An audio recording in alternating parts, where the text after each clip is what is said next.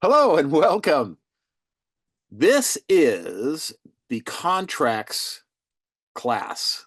So we're going to go through a series of questions that will help you in some moment when you're sitting in front of an unfamiliar computer trying to get a license to sell real estate, because contracts is a big part of it. Now, if you are noticing a little black eye here, I apologize for that.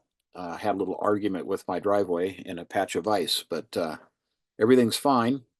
So let's get with it. A little philosophy, a little idea to live by is that um,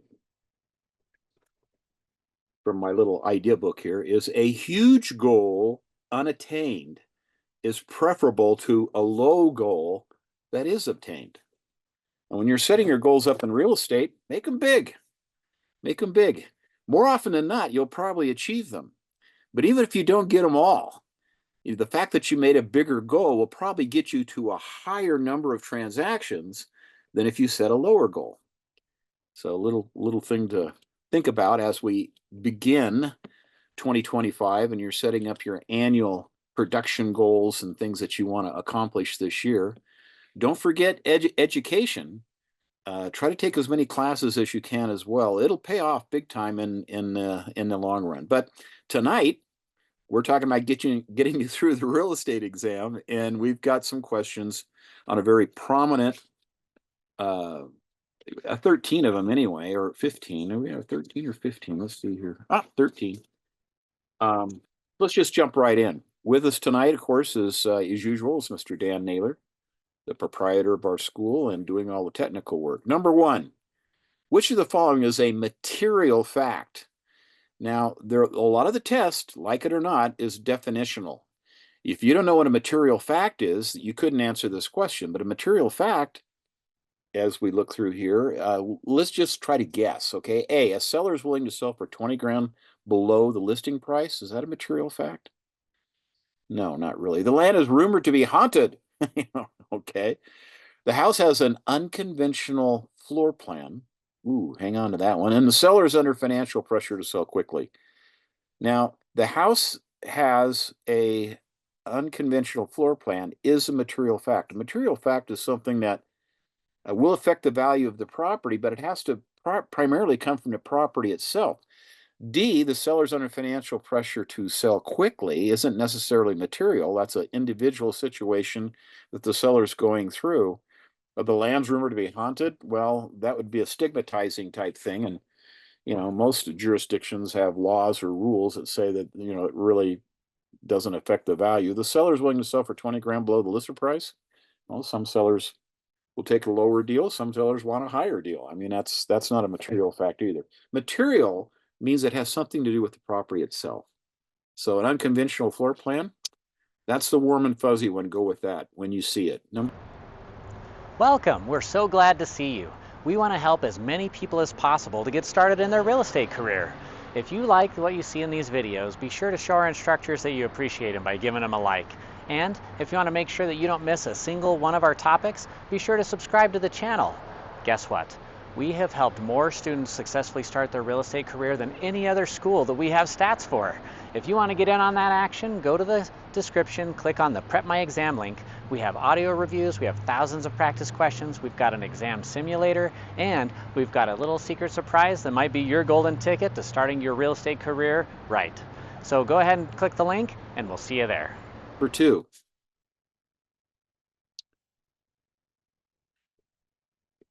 Even if there's no written agency agreement, a licensee could create dual agency by. Now, in our state of Utah, you must have a written agreement, and that's most states over the last, well, because of the California ruling on some of the things that happened there, are requiring buyer and seller contracts both. So there will not be a situation in Utah where you have no written agency agreement.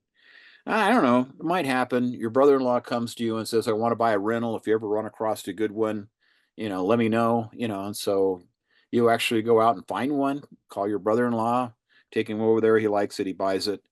That's cool. But you should have had, as part of the forms for your portfolio, for all the forms that should be in your portfolio that you hand into your broker, your broker is going to require you to have a written agency agreement in there. Now, it may be signed at the same time that he's sitting down to fill out the real estate purchase contract as well. But what's dual agency? Well, that'd be where you're working for both the seller and the buyer.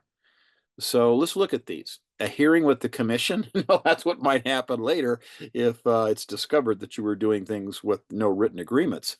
You might have to appear before them and pay a nice fine, because we require written agreements in virtually all states, but particularly Utah. B, a company policy. Well, it could be a company policy, but it better not be a company policy that there is no written agency agreement. It better be a company policy that there must be a written agency agreement. C, establish your relationship with both a buyer and a seller. Or D, working in an open house. Well, out of these guys, the answer to this one is C, establishing a relationship with both the buyer and the seller. Now, the word relationship is kind of loosey-goosey. Can you be helpful? Of course, you need to be helpful. But can you fulfill all the requirements of a fiduciary? Probably not. Okay. Yes, go ahead and ask a question, Sally. What have you got? Hello? Yes, hi, speak. Hey, Rick. Um, I went to the exam like 3 weeks ago Okay, for my second time. okay. In the Utah law, um, if we need to search for the real estate purchase contract, we like pull the search button or Control F and write down the question that they asking, and it should the results show up. So this thing I did it in the first try, the first time when I took the exam, and everything goes well, and it shows up the result. But for the second time in the same place in Poundful, when I go take the test, Okay. it didn't appear. So I asked them through while I was in the exam. It takes a while, like 20 minutes to Yeah. help this thing to do the search, because it's like all over. You can't like, you don't have time to find the answer through reading. You have to like do the Yeah. search, and it's gonna show up more. Yeah, Wow. it didn't Sally, appear. I really, I feel your pain. Mm. And It wastes my time, it's and unfair, I feel you know, but, but here at the school, we really don't have anything to do with the actual procedures when you're taking the test. I mean, that's a company called Pearson View, which has a mm, contract with the state. And if I were you, I would mm, contact Pearson View. okay.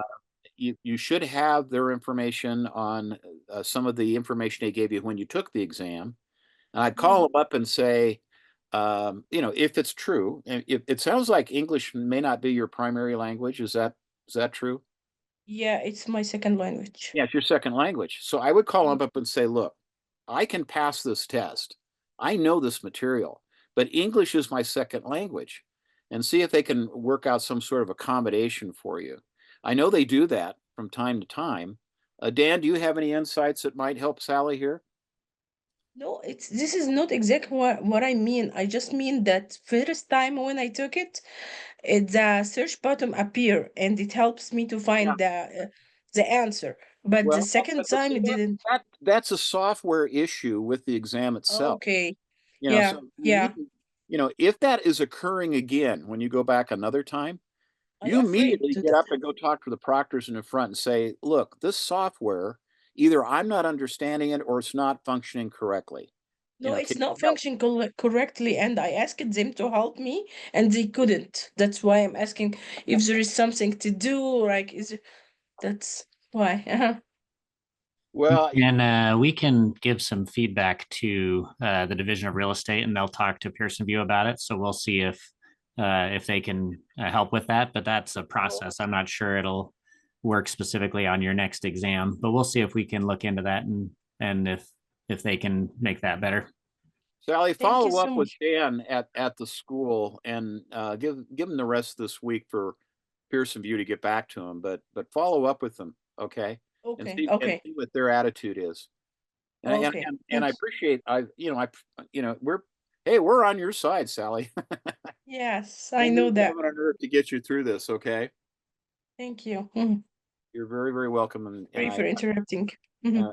appreciate your comments. Number two, we did it. Number three. Okay, a potential buyer comes to an open house and meets the seller's agent. Obviously, that's the person who has the listing, right? The seller's agent should A, tell the buyer of their agency relationship with the seller if more details are requested. Now, if they just walk into the open house, they look around, there's no conversation between the agent and them, they talk amongst themselves and then they say, thank you very much and leave, that's a different situation. But if they start asking about details about, do you think the seller might do this?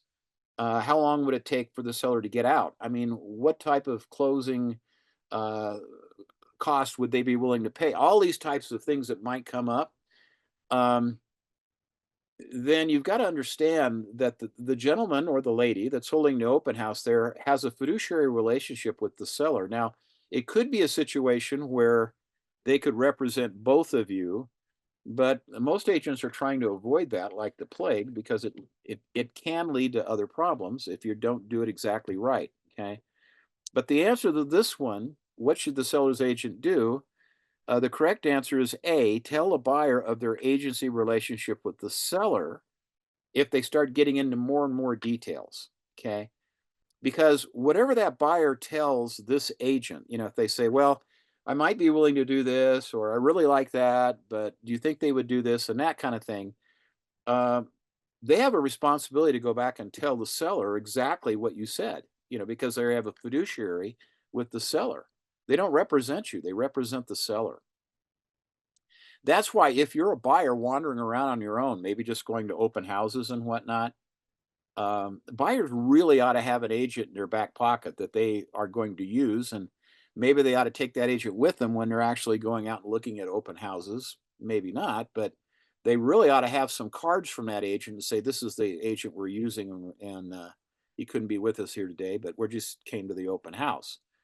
But at least, they need to be aware of whatever they say to that seller's agent, particularly if they start asking really detailed type stuff. That's going to go right back to the seller, and it may or may not jeopardize their negotiating position. I don't know, but it would be best if you accompanied your potential buyers when they're out looking for homes, and that might include going to open houses as well, or when you're showing houses and you have appointments and whatnot. If you see one that is open in the area that you didn't, know about, you might drop in for a second, see how long they're going to be there, and maybe after the current showing that you already have an appointment for, you might be able to swing back and go through that one real quick as well. Or maybe they'll just put a key in the lockbox so you can get in that way. But your agency relationship has to be revealed to everyone, and it puts the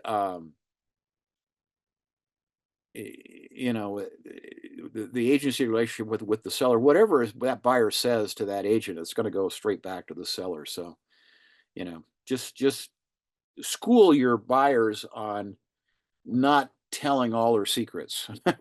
It could come back to bite them, or just go with them when they go to open houses. Number 4, please. I always give them a bunch of my cards and say, just hand them a card when you walk in and say, we're working with this guy. Immediately after the purchase agreement is signed, a buyer obtains what? What does a buyer get? The seller agreed to their terms. They signed a Rep C contract, and now we are in the executory stage. We're under contract. But does that give the buyer a quitclaim deed? No, they don't get title at that time. Whether it's a quitclaim deed, a general warranty deed, special warranty deed, bargain and sell deed, whatever kind of deed it is, the word deed means you transferred ownership at that moment, when it's delivered. And so you don't get that quitclaim deed immediately after putting something under contract. There's usually a little period of time there where you do an investigation. You look at the title report, to see if there's any problems there. Maybe you have a home inspector come out, maybe. And a lot of other things need to be done during that executory stage. usually about a month. Sometimes it could be a little faster. People are paying cash, maybe you can close in just a few days, but that doesn't mean they're not going to go over everything they need to look at. But it doesn't give them controlling interest, does it? Or does it? Number 4, controlling interest. Controlling interest really relates more to ownership. And just because you have a contract to buy it doesn't mean you have equitable title, but you don't have legal title. I mean, you have the right to buy it, but that's, and that's called equitable title, which is the correct answer here. So you do get equitable title, but you don't get legal title. In other words, you have the right to buy it, but it's not yours yet because you haven't bought it. But you do have the right to buy it. And there's some things you could do with that right. I mean, some people are into putting things under contract and then finding another buyer that wants it more than they did, or maybe they didn't really want it, they just wanted to put the deal together, which would be very compelling because it's a little under market, and then find a buyer that would be willing to pay a little bit more to have that contract assigned to them because you negotiated a better deal than they could, and they wouldn't mind paying you an extra 10 grand or whatever. But you get equitable title. Occupation rights, of course not. They're not going to let you move into the house until it's yours, or they shouldn't. Never let your sellers give up the right to occupy their home until they have the money that they were promised to pay for it. That doesn't even make sense. I mean, horrible things can happen. It could burn down. I mean, there's just a whole lot of things that could complicate your life and everybody else's. So as a general rule, we don't let buyers move into a home until it's closed and recorded. Okay. Well, number 5. Number 5 says earnest money amounts in real estate transactions are determined by who? Is it the Real Estate Commission? Those 5 people that come from 5 different counties and serve 5-year terms and are appointed by the governor with the approval of the state Senate. They're the Real Estate Commission. So it's kind of like quasi-political, not really. I mean, if there's if there's an opening on the commission because there's 5 of them and they work staggered terms. You don't want everyone leaving at the same time and have a bunch of new commissioners come in that haven't done it yet. So that was a good idea. So they work on a staggered expiration of their terms so that there's always at least 4 of them, that know what the heck's going on and can help school a new person. The Association of Realtors, look, that's our private club. It's not governmental at all. Okay. So the Association of Realtors is what you join so you can have access to the MLS. Also excellent training and a lot of opportunities for community service and service to the industry as well. And most agents do join the Association of Realtors. Their local board of realtors is what's called. Because that gives them access to the local MLS. Without access to the MLS, it's much tougher to sell real estate because you can't really see what's out there as easily as having a computer program that you can sit down and look at 15, 20 houses and narrow it down to 4 or 5 they really want to look at. Is it determined by the buyer's agent or is it determined by the buyer and seller? Well, earnest money amounts are not determined by the commission. It's not determined by our private club, the Association of Realtors, and it's certainly not determined by the buyer's agent. It's the buyer and seller that are the parties to the transaction. And if the seller is unhappy with the buyer's offer of $1,000 in earnest money, when the seller really thought that, on a $2.3 million home, it ought to be like $10,000 or something, well, then the buyer and seller are going to have to work that out. And then, of course, they work it out with the agents. They may make the offer and the agent for the seller will count, they'll sit down with the seller and say, that's kind of really slight on an earnest money on this house, don't you think, Mr. Agent? And the agent, yeah, we were thinking like 10 grand, remember? Yeah, okay, well, let's counter back. And so you write a counter proposal saying, we'll accept your offer or most of it. But one of the things we want to change is the amount of earnest money. I mean, $1,000 is kind of light on a $2.3 million or whatever it is home. So the correct answer to number 5, my friends, is D as in David. It's the buyer and seller through negotiation. Now, sometimes the seller just accepts what was offered and sometimes they counter back asking for more. Okay. And there could be some other issues on that as well. Part of it could be refundable and part of it could be non-refundable, or there could be a date after which it all becomes non-refundable. All this can be explained and delineated in the real estate purchase contract. Let's look at number 6, please. Number 6 is N submits an offer to buy O's property. NO means no. I hope it goes through. Anyway, O submits a counteroffer to N. The original offer is what? Is it executory, executed, canceled, or outstanding? Yeah, outstanding in your field. Okay. Seen a lot of realtors use that as an ad. They go out in the middle of the field and stand in there and they say, Dan Naylor, outstanding in his field. It's kind of a joke, but anyway, it's fun. Right, Dan? Right. Number 6, N submits this offer. Is it A, executory? Well, the offer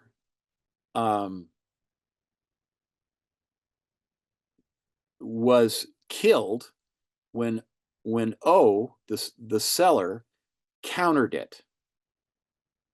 A counter proposal kills the original offer. Okay. So what are we looking at here? Well, is it executed? Put up against the wall and shot. But in contracts, we mean, is it all put together and signed as it's supposed to be? No. When O submits his counteroffer to N, he can't go and say King's X, when they don't accept the counter. Can't do that. Say, I'll accept the first deal, because when you counter, that cancels the first deal. And now they may do that. We've been thinking about it, and maybe your first offer was okay. Where if you'll still make that offer to us, we'll accept your first offer. But we want a little bit more earnest money. Well, that's a little bit of a counter there, whatever. So the correct answer for 6 is canceled. It gets canceled. Okay. And I think if you explain that well to your sellers, you're not going to get as many counter offers. Because a lot of times the seller is countering on some minor detail, like they wanted the lawnmower and, good grief, the thing's 10 years old. I mean, come on. I mean, you probably ought to buy a new one, well, it's only 10 months old. Well, what's it cost? $300-400? Maybe it's worth throwing in the lawnmower to get this deal sold because you're paying X number of dollars in interest every month, whatever. Number 7, please.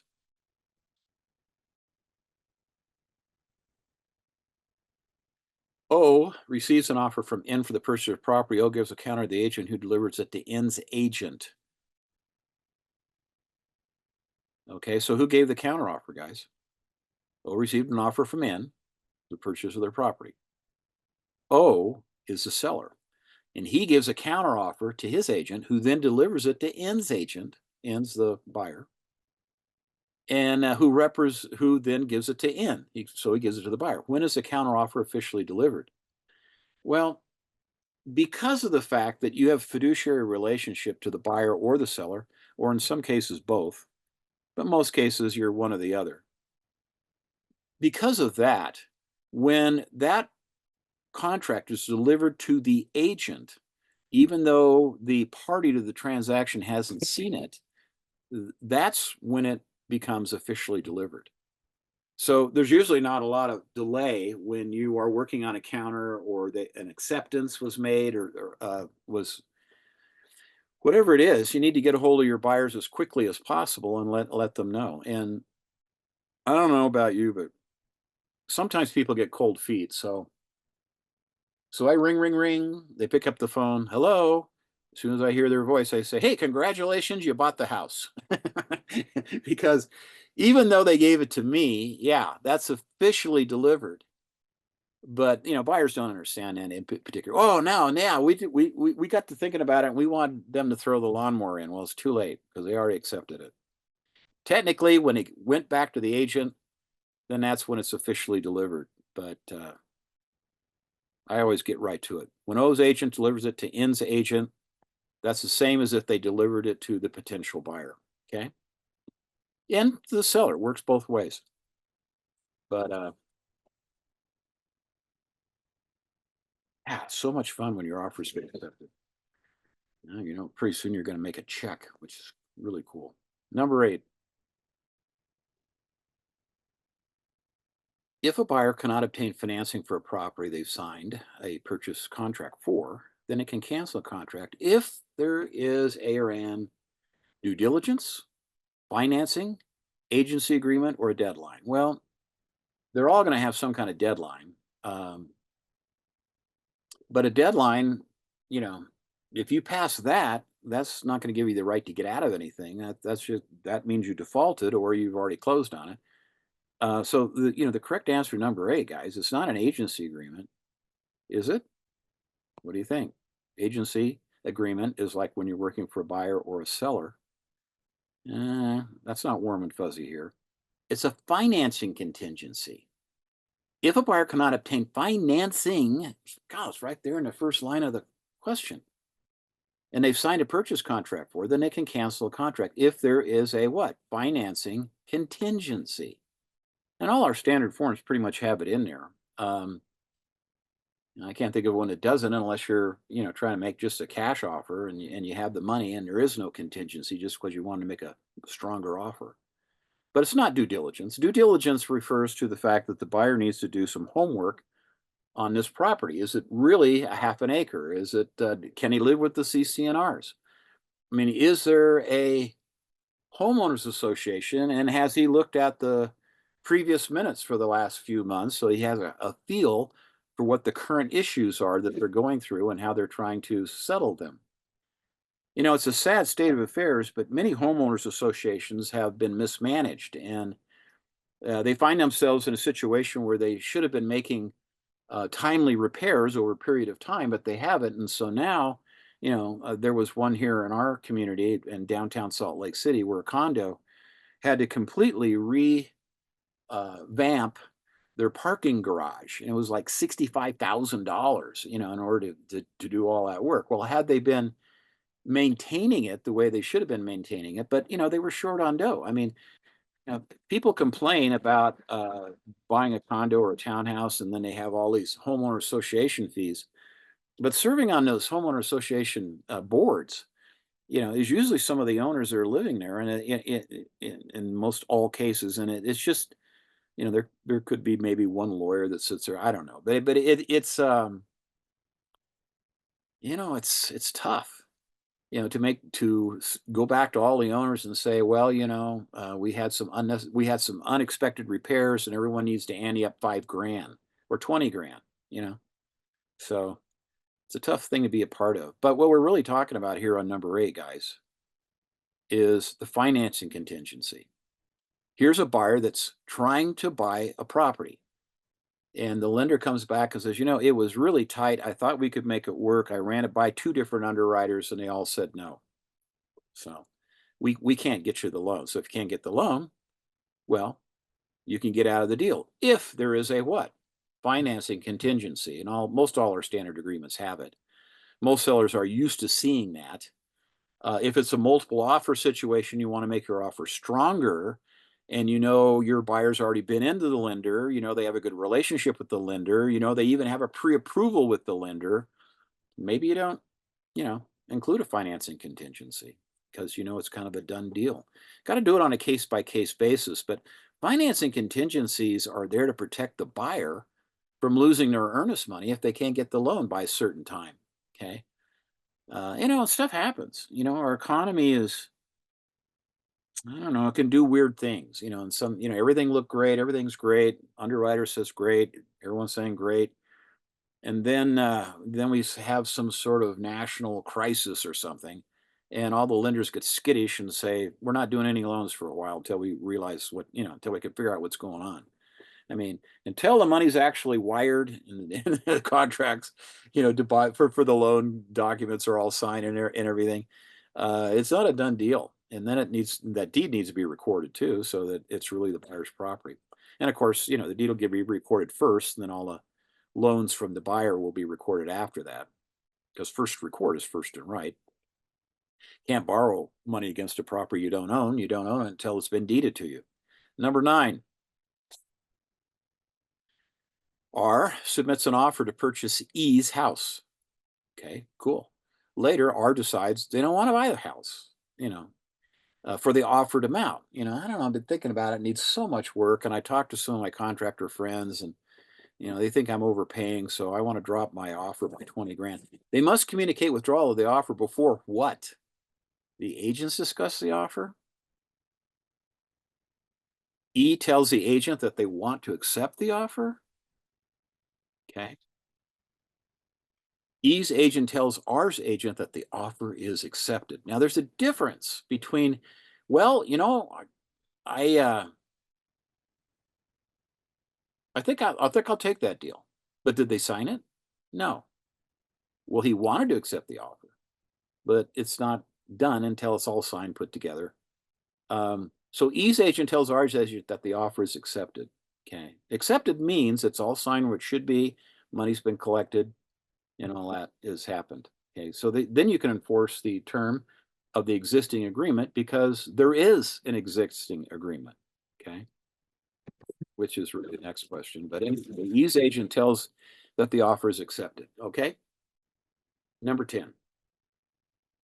Yeah, I jumped the gun on this one a little bit. Number 10, a lawsuit for specific performance. Now, specific performance is a situation where not, you're not going to get a judge that's real excited about specific performance on onesie twosie residential houses. They just, but sometimes commercial properties, or maybe they're doing an assemblage where they're buying a 1 acre parcel, a 3 acre parcel, and a 5 acre parcel that are all contiguous in order to give them a larger piece of property in order to do their development and whatnot.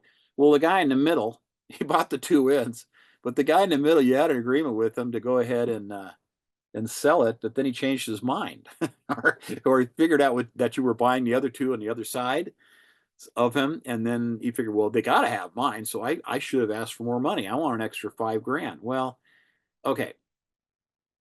Well, we're going to sue you because you already agreed to sell it to us. See, specific performance means that you said you would do it, you signed a contract saying you would do it, and now you want to renege. We already bought the properties on each of the other sides. We need that one in the middle to make our development work. We're going to sue you for specific performance. And probably they're going to win. Now, it's going to cost money, but they're probably going to get the property. If they're doing a big enough development, it might still pencil out all right. But the best situation is to, this particular buyer needs to get with his lawyers and maybe write a couple threatening letters first, and then and try to get them to conform to what they've already agreed to. So, a lawsuit for performance seeks to what? What does it seek to do? Enforce the terms of the existing agreement. Highlight C, please. So, that's what we're going to do. We're going to enforce the agreement. Okay. Can get kind of nasty, but sometimes just threatening to do it is enough to make it happen. People get cold feet, they talked to their brother-in-law who sold real estate for 6 months and got out because he couldn't make a living. And then he's, over at a family party or something. And his brother-in-law says, well, I think you're getting ripped off. Heck, I had 4 months of real estate experience, and I'm telling you, yeah, right. That happens more often than you think. They get a bad advice from someone who doesn't know what the heck they're talking about. Enforce the terms of the existing agreement. Number 11. R signed a purchase agreement with J for the purchase of his home. So R is the buyer, J is the seller. When they send an inspector to the property, they find out there's a foundation issue with the home. R can often cancel the contract under these circumstances due to what? What allows a buyer to have a period of time in which they can look at all the issues of a house, not just the foundation. They look at the roof. Maybe they have a professional inspector come out and look at the electrics, the service box, and everything about the house, and they come back with a problem. Well, okay, what would allow you to get out of that? Would it be a due diligence contingency? See, all that looking at the property, all that investigation, all those inspections, that's part of due diligence. You know, I mean, you walk through the house as a buyer, hey, it looked great, smelled nice, you know, the decorating was nice, he had nice music on, there was fresh bread in the oven. You know, it was great. Let's buy this house. But that doesn't mean that everything's hunky dory with that house. That's why you have a due diligence contingency in period, in which you normally bring out a professional inspector who will come out and tell you all the problems that you never even thought of or knew that existed. It has nothing to do with an appraisal, C. Has nothing to do with the market contingency, whatever that might be, and it's not due diligence either. Okay, so we're really looking at what, guys? We're looking at A, due diligence. You have a due diligence to that can let you get out of the deal if it's not everything it was cracked up to be. Number 12, a homeowner suspects that their neighbor's roof may extend over the property line. Now, that doesn't mean the foundation or the sidewalls or the front, back, rear, whatever they are, aren't encroaching, but the eaves are. And those boundary lines, even though they're in the dirt on the, I mean, they're on the earth, they go up. And because the earth is round, maybe at some point they even converge, but that's way up there. We don't have to worry about that.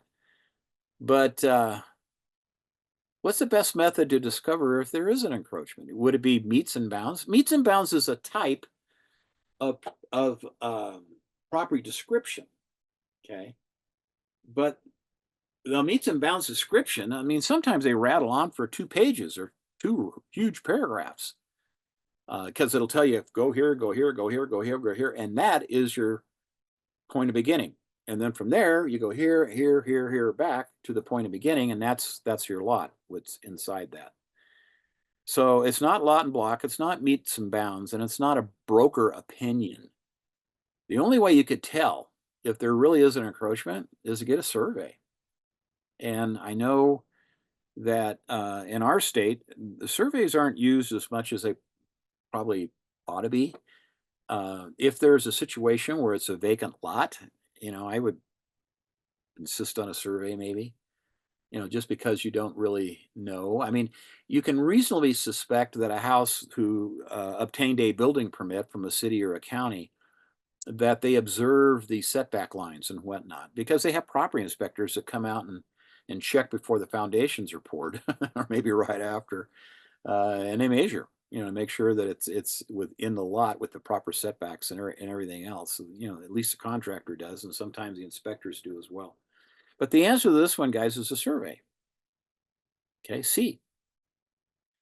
And they come out with their equipment and they set it all up. And they start from a point of beginning where all the surveyors know where they are. There's, benchmarks all over the city. Sometimes you may look at a street and they have these huge manhole covers. Well, that's not where the benchmarks are. I mean, those big manhole covers, men can actually climb down those, and women too. But I mean, the point is that's usually for some sort of maintenance of the sewer or cable lines or water lines, or maybe other types of things that would be serving utilities of that house.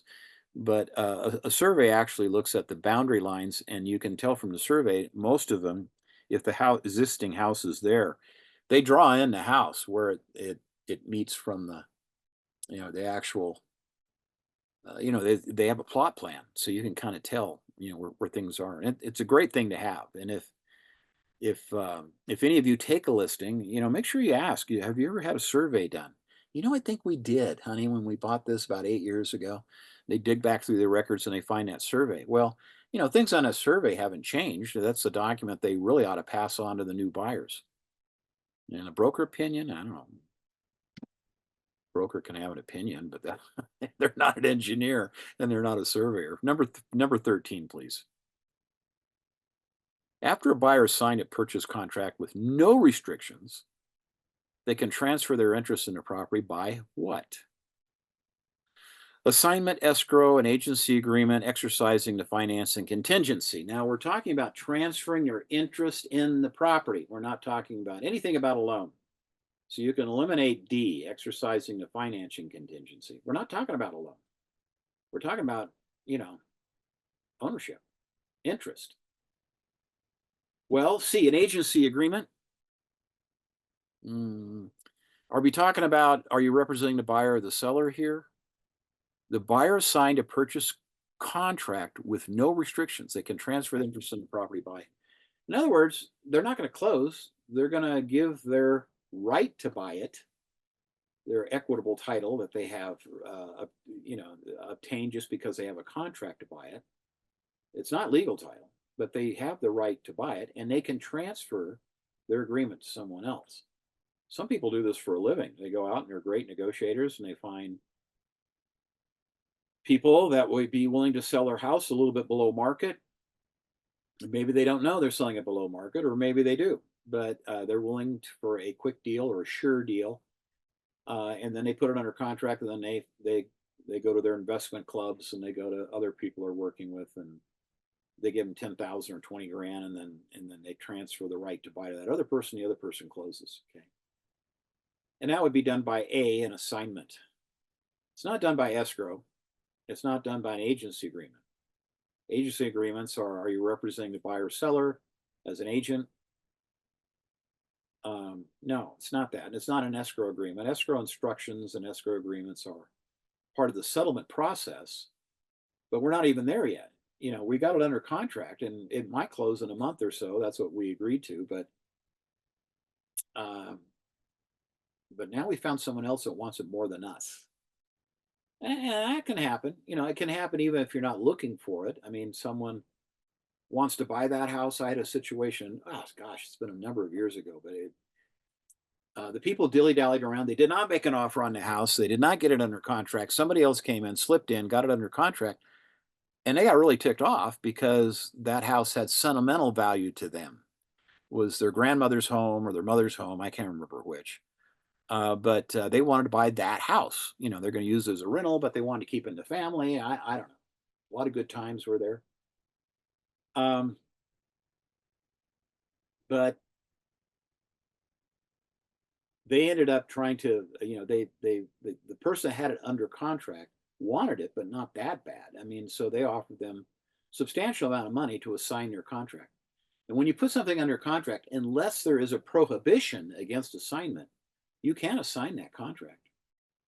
So, guy got the house. He really wanted the house, had to pay a little bit more for it, but, he dillied it around and should have put it under contract before the other guy did. So he had to buy him out. Okay, folks, that's our 13 questions for tonight. My number, 801-556-8000. If you have questions about anything we talked about tonight or any other issue, just give me a call. I've taken 3 of those calls this week, and it's been very helpful for them. And I think I enjoyed the calls as well. And they don't take very long, but they just got confused about a certain topic, and so we talked it over, and I gave them a couple of examples, and they got it. And I'd much rather you did that. 801-556-8000. Call that number. It's the Rick Roller helpline. And I'll be happy to help you any way that I can. But do not call me during the test, because that would not be good. Okay. Appreciate you being here tonight. We really want you to pass this exam the first time. So if you do have questions about things, don't hesitate to call. We're happy to help you any way that we can. We have some additional ancillary material. Earlier tonight, we had a lady where English was her second language. That's always a challenge, because, words have specific meanings. And the real estate contracts uses a lot of real estate jargon that we don't use that much in common conversation. And so it's it can be very difficult. It takes extra study and extra time to make sure you get the vocab down. Thanks for joining us today. You are taking the right steps to get started on your real estate career, and we're proud of you. If you want to make sure you don't miss a single one of our videos, go ahead and subscribe to our channel right now. And if you want to show our instructors that you appreciate them, give them a virtual high five. Click that like button. If you want to join us for our Prep My Exam reviews that include all the tools you'll need to get started in real estate on the right foot, go ahead and click the link in the description, and we'll see you there.